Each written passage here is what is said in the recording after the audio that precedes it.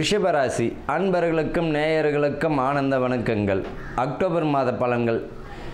இப்போ ரிஷபராசிக்காரர்களுக்கு ரொம்ப அற்புதமான மாதம் எது அப்படின்னு பார்த்தீங்கன்னா இந்த அக்டோபர் மாதம் தாங்க.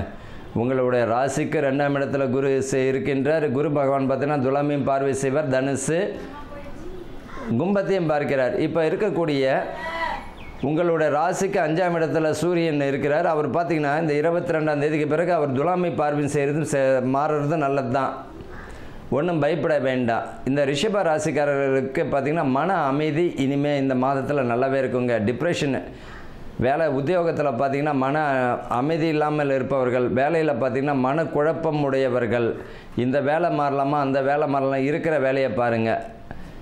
ஒரு வேலையை பற்றி முழுமையாக தெரிஞ்சுக்கிட்ட பிறகு மாறுறது நல்லது. தேவையில்லாமல் போயிட்டு மாறிக்கிட்டு நம்ம அந்த பழைய இடமே நல்லா இருந்ததுன்னு யோசிக்க வச்சிடும். சுப விசேஷ சுபகாரியத்துக்கெல்லாம் பலத்தை தந்து விடும். இந்த காலகட்டத்தில் பார்த்திங்கன்னா திருமணத்தில் பார்க்கிறவர்கள் வரன் அமைகிறது பார்க்குறோம். ரிஷபராசிக்காரர்களுக்கெல்லாம் நல்ல ஒரு அமைப்பை தந்துடுது. அதே போல் இந்த திருமணம் ஆனவங்க பார்த்திங்கன்னா அவங்களுடைய ரிஷபராசிக்காரங்களோட மனைவிமார்கள் வேலையில் செய்கிறாங்க அப்படின்னா பணி மாற்றங்கள் இருக்கிற இடத்துலேருந்து பணி மாற்றங்கள், இல்லைன்னா சொந்த ஊர் அவங்களுடைய பூர்வீக ஊர் அந்த மாதிரியான பார்த்திங்கன்னா வாய்ப்புகள் தந்துவிடும். அது சுபமான செய்தியாகவும் இருக்கும்.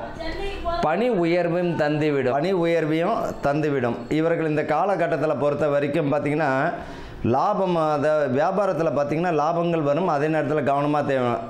இவங்க பார்த்திங்கன்னா சிலவர் பார்த்திங்கன்னா ஹோட்டல் தொழில் செய்வாங்க. வாய் நிதானம் ரொம்ப தேவை. அன்பாக சில விஷயங்களை கையாளுங்க, அதுதான் நல்லது. என்னென்னா வாடிக்கையாளர் வரக்கூடியவங்க எந்த நிலையில் வராங்கன்னு தெரியாது. அது உங்களுக்கு சண்டை சச்சரவில் முடிவதற்கு வாய்ப்புகள் உண்டு. அதை கவனமாக பார்த்துக்கோங்க. தொழிலில் நல்ல லாபத்தையும் கிடைக்கும், கவனமும் தேவை. அதே போல் பார்த்திங்கன்னா அந்த சீட்டு கட்டுறதோ சரி, பணம் கொடுக்கல் வாங்கலில் கவனமாக இருக்கணும்.